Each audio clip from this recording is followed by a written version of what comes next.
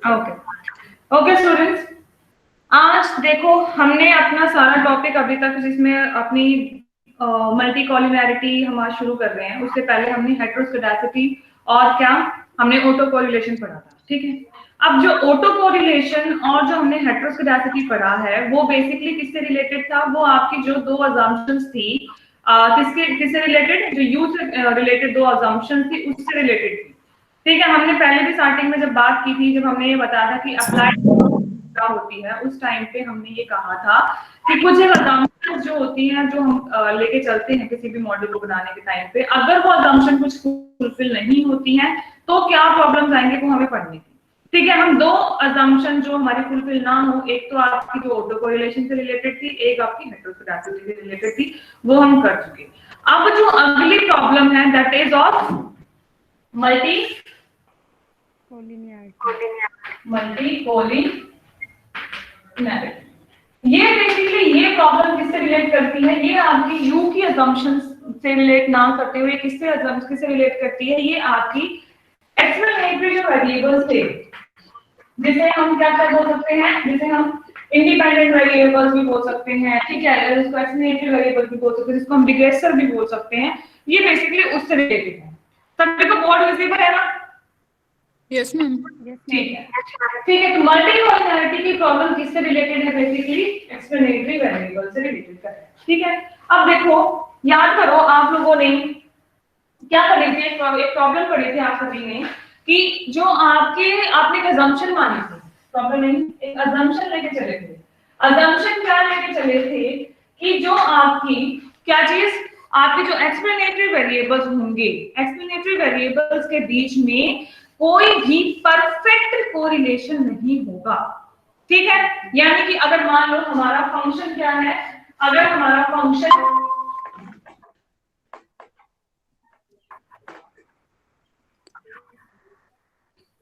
अगर हमारा assumption क्या थी, हमारा सॉरी फंक्शन क्या था, अगर हमारा फंक्शन है yi is equal to beta 1 plus beta 2 x2y plus beta 3 x3y plus v।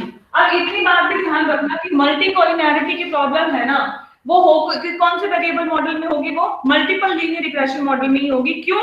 क्योंकि जो मल्टी कोलिनैरिटी की प्रॉब्लम है वो किस चीज से रिलेटेड है कि आपका क्या बोल रहे थे हम कि आपके एक्सप्लेनेटरी वेरिएबल्स के बीच में कोई भी परफेक्ट लीनियर रिलेशनशिप नहीं होगा, ठीक है।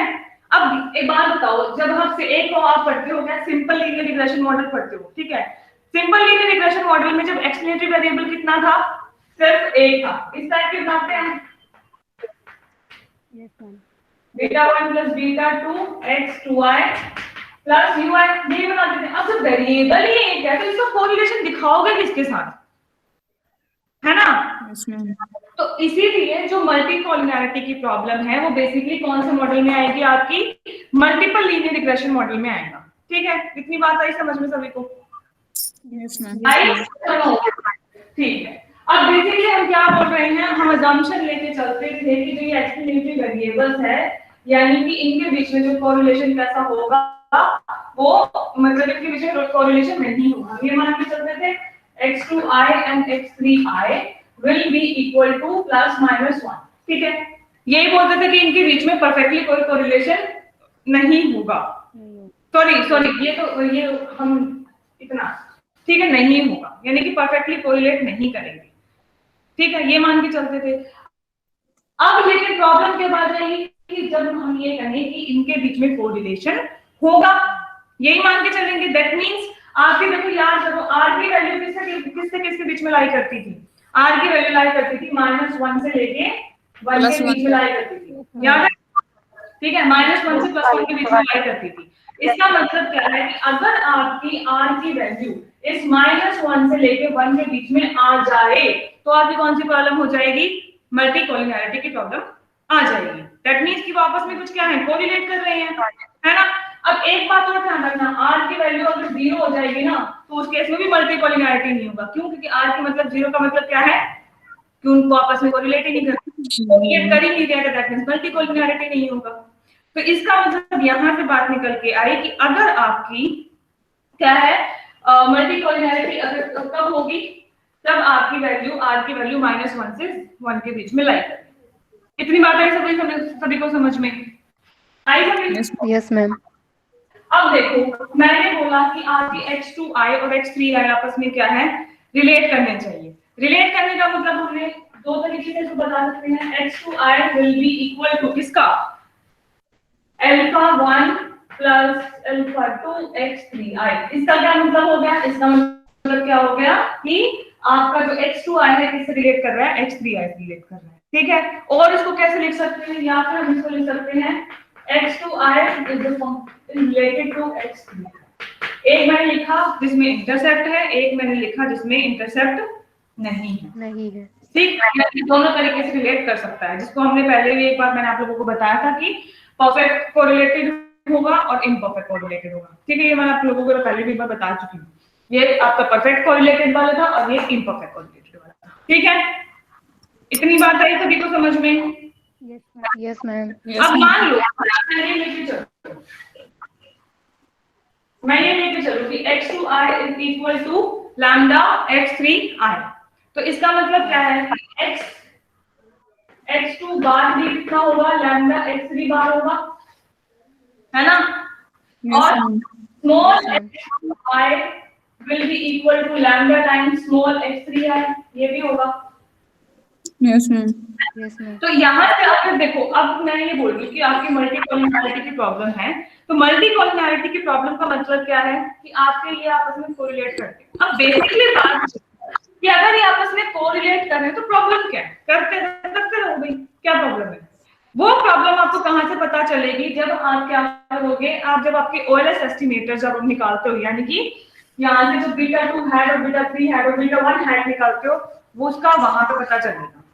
चलो देखते हैं एक बार कि β2 हैड, β3 हैड और β1 हैड पे इसका क्या फर्क पड़ता है। β2 हैड का formula multiple linear regression model में जो हमने किया था, तो हमने किया था क्या था, β2 हैड का फॉर्मूला समेशन yi, ठीक है। याद है किसी को फॉर्मूला समेशन yi x2i, यही था, चेक कर लेना एक बार सभी। इनटू में समेशन x3i का स्क्वायर, है ना, यही था। Yes ma'am. माइनस में समेशन yi x3i, और क्या था आगे, summation x2i summation into summation x3i। Upon में कितना था, अपॉन में क्या था, याद दिलाओ जरा एक बार, summation x2i square into summation x3i square, minus में कितना था, समेशन x2i x3i का होल स्क्वायर। फॉर्मूले आप लोगों को याद हो जाने चाहिए। अब देखो β2 इस वैल्यू में हमने क्या बोला था कि आपका x2i will be equal to lambda times x3i। तो जहां x2i आता है वहां मैं lambda x3i पुट कर सकती हूँ। Yes, ma'am. Yes ma'am. Put करो, यहाँ पे x2i की जगह क्या पुट करोगे, lambda 3i, ठीक है। यहाँ पे भी x2i की जगह कितना पुट कर दोगे, lambda 3i, यहाँ पे भी lambda 3i और यहाँ पे भी lambda 3i। अब देखो ये कितना हो जाएगा, समेशन lambda 3i, दोनों ऊपर से lambda कॉमन निकाल सकते हो आप, ठीक है। निकालोगे lambda कॉमन निकालोगे तो आप देखोगे कि ये जो वैल्यू है ना एग्जैक्टली इस वैल्यू के बराबर आ जाएगी। और जब आप वैल्यू बराबर आ जाएंगे तो ये कैंसिल आउट, यानी कि अल्टीमेटली 0 आ जाएगा। करके दिखाओ, देख लो, करो समेशन yi इनटू में lambda times 3i summation x3i का होल स्क्वायर, माइनस में summation yi lambda times 3 x3i summation lambda times x3i into में x3i। सब माइनस लेके लेकर सभी,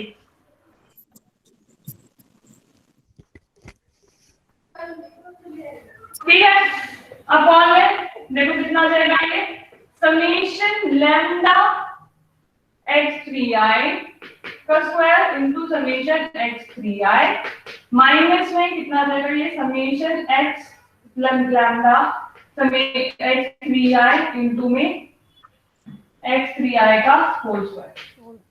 अब देखो यहाँ से लैम्डा स्क्वायर कॉमन आ सकता है, ठीक है, क्योंकि जब अगर इसका स्क्वायर करोगे आप यहाँ पे x2y का स्क्वायर करोगे तो यहाँ पे लैम्डा स्क्वायर हो जाएगा, ठीक है, यहाँ से लैम्डा स्क्वायर कॉमन, यहाँ से लैम्डा स्क्वायर कॉमन निकाल लोगे, ठीक है। जब लैम्डा स्क्वायर कॉमन निकालोगे तो नीचे आ जाएगा लैम्डा स्क्वायर कॉमन और ऊपर से कितना आएगा आपका सामने ये वाला, ऊपर से लैम्डा कॉमन आ जाएगा, ऊपर क्या आएगा समेशन yi x3i इनटू में समेशन 3i का स्क्वायर, ठीक है, माइनस में समेशन yi इनटू में x3i इनटू में समेशन ये स्क्वायर, ये समेशन x3i का स्क्वायर हो जाएगा, दो बार x3i है, अल्टीमेटली ये वैल्यू इस वाली वैल्यू के बराबर आ गई तो सेम वैल्यू में से माइनस हो जाएगा तो जीरो आ जाएगा आपका, आ जाएगा जीरो, ठीक है, नीचे भी बिल्कुल सेम वैल्यू बचेगी, जीरो आ जाएगा। और कभी भी मैथमेटिक्स में 0/0 जीरो नहीं होता, इतनी बात याद रखना, 0/0 is not equal to 0, it will become indeterminate, मतलब कि आप उस चीज को सॉल्व नहीं कर सकते हो, आप नहीं बता सकते हो कि उसकी वैल्यू क्या होगी, ठीक है, क्योंकि 0 अगर आपने बोल दिया दैट मींस कि आपने उसकी एक फिक्स वैल्यू बता दी कि वो 0 हो जाएगी, 0/0 is always is equal to indeterminate, कि उसको आप नहीं बता सकते कि आपकी वैल्यू क्या आएगी, आई बात समझ में, ठीक, ऐसे ही सिमिलरली आपका बीटा 3 हैड भी निकल जाएगा और बीटा 1 हैड भी निकल आएगा, यानी कि सारे ही क्या हो जाएंगे आपके और में बिकम इनडिटर्मिनेट, ठीक है, यस मैम, यानी अब मल्टी कॉलिनियरिटी में कैलकुलेट नहीं कर सकते, एस्टिमेट नहीं कर सकते हो, इतनी आई बात समझ में सभी को, यस मैम, ठीक है, यानी कि इसका मतलब क्या हुआ, अंडर परफेक्ट कोरिलेशन, अगर परफेक्ट कोरिलेशन है तो किसके बीच में, एक्सप्लेनेटरी वेरिएबल्स के बीच में, तो you can not determine the overest estimators, okay, yes ma'am, ठीक है, इतनी बात आई सभी को समझ में, यस मैम, अब अगर मैं कहूं कि imperfect multi collinearity, imperfect multi collinearity का मतलब कि अगर आपका r जो है वो इसके बीच में लाई करे -1 से 1 के बीच में लाई करे, अगर r आपका लाई कर रहा है -1 से 1 के बीच में, तो उस केस में क्या होगा, उस केस में देखो आप वही बीटा 1 बीटा 2 वगैरह तो कुछ कैलकुलेट कर नहीं सकते, ठीक है, अब बात आती है आपके वेरिएंस के ऊपर, देखो वेरिएंस क्या हो जाएगा, वेरिएंस का फॉर्मूला क्या था, वेरिएंस ऑफ बीटा 2 हैड का फॉर्मूला क्या था, सिग्मा स्क्वायर अपॉन में कितना था, समेशन x टू i कितना था, 1 माइनस r23, r23 का मतलब क्या था, r23 का स्क्वायर, सॉरी, कोरिलेशन बिटवीन कितना,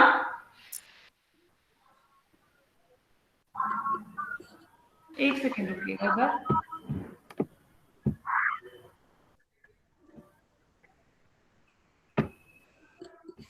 कोई ऐड हुआ है क्या अभी नया, मैम सरगम को ही डबल ज़ीरो इन दिखा रहे हैं, दो पिक दिखा रहे हैं मैम सरगम के, अब एक हो गई, चलो ठीक है जो भी है, अब देखो आपने अभी अभी बात किया कि जब आपका ये होता है, ये क्या होता है, देखो r स्क्वायर कितना होता है, r स्क्वायर होता है आपका coefficient of correlation, coefficient of determination, yes ma'am, r square कितना होता है आपका, ये होता है आपका coefficient of determination, coefficient of determination. अब देखो मल्टी कॉलिनियरिटी होने की वजह से दोनों या देखो, और जो r स्क्वायर आप किससे कैलकुलेट करते थे, r से कैलकुलेट करते थे, अब मल्टी कॉलिनियरिटी के केस में r बड़ा होगा, यानी कि उनके बीच में कुछ रिलेशन है, ठीक है, रिलेशन है, दैट मींस r की कोई पॉजिटिव वैल्यू आएगी, r की पॉजिटिव वैल्यू आएगी तो ये बेसिकली जो r स्क्वायर है ये भी वैल्यू को कुछ ना कुछ आपको इंक्रीमेंट करेगा, वैल्यू बढ़ाएगा, 1 में से जब इस वैल्यू को माइनस करोगे तो अल्टीमेटली जो ये रिजल्ट आएगा वो क्या हो जाएगा, वो बड़ा हो जाएगा, क्योंकि ये 1 में था, प्लीज एक बार माइक म्यूट कर दीजिए अपना, ये तो बेसिकली मैथमेटिकल वो है कि अगर आप देखो ये जो आपका नीचे 1 में से अगर माइनस कर रहे हो, अगर ये बड़ी वैल्यू माइनस करोगे तो अल्टीमेटली जो आपका पूरा फ्रैक्शन है वो क्या हो जाएगा, बड़ी वैल्यू माइनस करोगे दैट मींस वो छोटा हो जाएगा, सॉरी बड़ा हो जाएगा। क्यों? क्योंकि ये मल्टीप्लाई हो गया इसके साथ। ठीक है, तो अल्टीमेटली जो ये आपका वेरिएंस है ये क्या हो जाएगा, वेरिएंस की वैल्यू कितनी हो जाएगी आपकी, बड़ी हो जाएगी in case of multi collinearity. आई बात समझ में? Yes ma'am. और ये याद करो कि आपका जो आर स्क्वायर की वैल्यू किसके बीच में डिवाइड करती है, आर स्क्वायर की वैल्यू 0 से 1 है ना, कर दिया। अब देखो अगर हाई मल्टी कोलिनियरिटी है यानी कि आपस में रिलेशन आता है तो अल्टीमेटली ये जो सारा फ्रैक्शन है वो क्या होएगा, बड़ा आ जाएगा। यानी कि हाई मल्टी कोलिनियरिटी की वजह से, हाई मल्टी कोलिनियरिटी की वजह से क्या होगा, आपका वेरिएंस क्या हो जाएगा, बड़ा लार्ज हो जाएगा। आपका स्टैंडर्ड एरर आता था। स्टैंडर्ड एरर क्या होता है, वेरिएंस का भी तो स्क्वायर होता है ना, तो इसका मतलब क्या होगा, स्टैंडर्ड एरर भी आपका बड़ा आ जाएगा। तो दो कॉन्सिक्वेंसेस निकल के आई यहाँ से इसकी कि क्या है, एक तो आपका वेरिएंस बड़ा हो जाएगा, दूसरा आपका स्टैंडर्ड एरर भी बड़ा हो जाएगा, है ना। ठीक है, यहाँ तक आई बात समझ में? Yes ma'am. कुछ और पूछना है इस बारे में, अभी तक कुछ ना समझ में आया हो तो बताओ। No ma'am. ठीक है, उसके बाद देखो, अब मान लो कि आपने जो जो दो वेरिएबल्स लेके चले थे y is equal to β1 plus β2 x2y plus β3 x3y plus y। अब देखो, अब ये मानते हैं हम कि जब आपने मॉडल बना रहे थे, ठीक है, मॉडल जब बना रहे थे तो इंडिविजुअली x2y और x3y आपके मॉडल को इफेक्ट नहीं कर पा रहे थे, ठीक है। और जब क्या था, आपका मल्टी कोलिनियरिटी का केस नहीं था, इंडिविजुअली इनके कोई इफेक्ट नहीं कर पा रहे थे। अगर मल्टी कोलिनियरिटी मौजूद है आपके मॉडल में तो क्या होगा कि अब x2y और x3y इंडिविजुअली तो कोई इफेक्ट नहीं कर पा रहे थे मॉडल को, लेकिन जब ये दोनों साथ में आए, जब मान लो क्या हुआ, ये आपस में कोरिलेट हो गए, उस केस में ये आपके मॉडल को इफेक्ट करेंगे बहुत ज्यादा। Yes ma'am.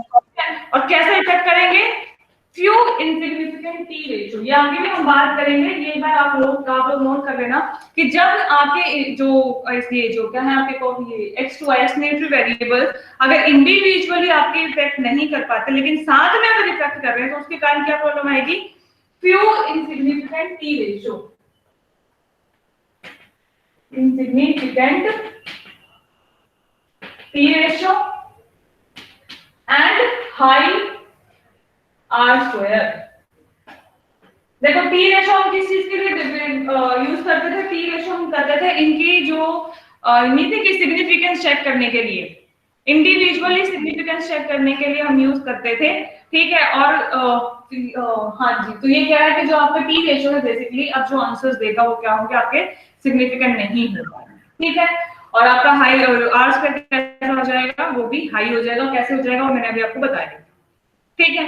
अब अगर इसके हम कॉन्सिक्वेंसेस की बात करें, इसके मल्टी कोलिनियरिटी के कॉन्सिक्वेंसेस की बात करें तो देखो, पहला तो हमने बताया दिया कि वेरिएंस कैसा होगा, हाई हो जाएगा, और दूसरा हमने बोला कि स्टैंडर्ड एरर भी कैसा हो जाएगा, उसका हाई हो जाएगा, हाई हो जाएगा। तो अगर हम कॉन्सिक्वेंसेस की अगर हम बात करें,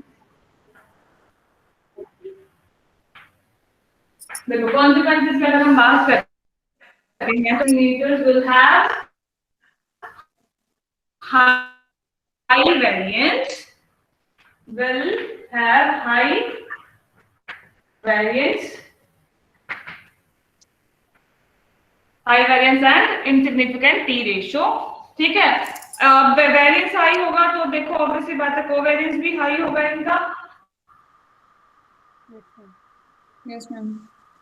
high variance and covariance by making the model, कि जब बनाएंगे तो उस टाइम पे आपका वेरिएंस और कोवेरिएंस क्या हो जाएंगे, हाई हो जाएंगे, लार्जर हो जाएंगे।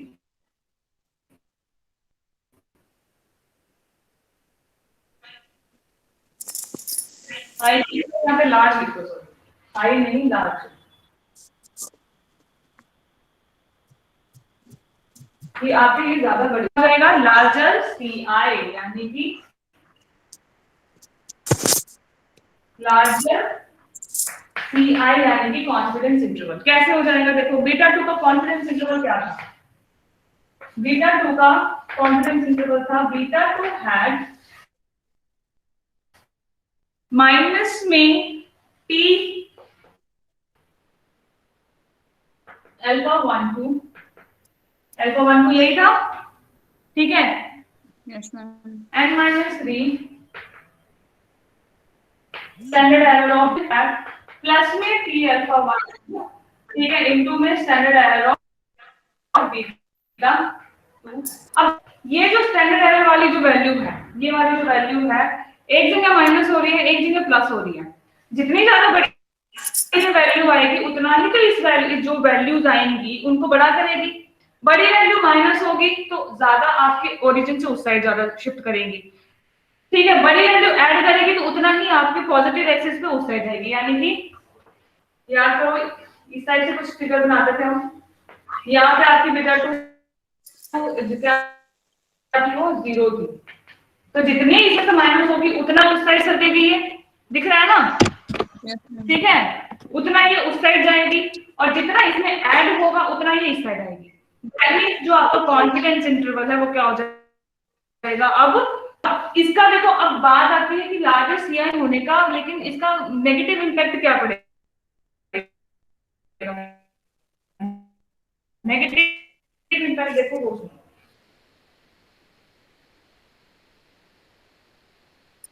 अगर आपका देखो जितना वैल्यू इसके पास जाएगी, इनका सभी को आवाज आ रही है मेरी? Yes ma'am. Yes ma'am. ठीक है, तो उतना ही आपका एक्सेप्टेंस रीजन क्या हो जाएगा, बड़ा हो जाएगा।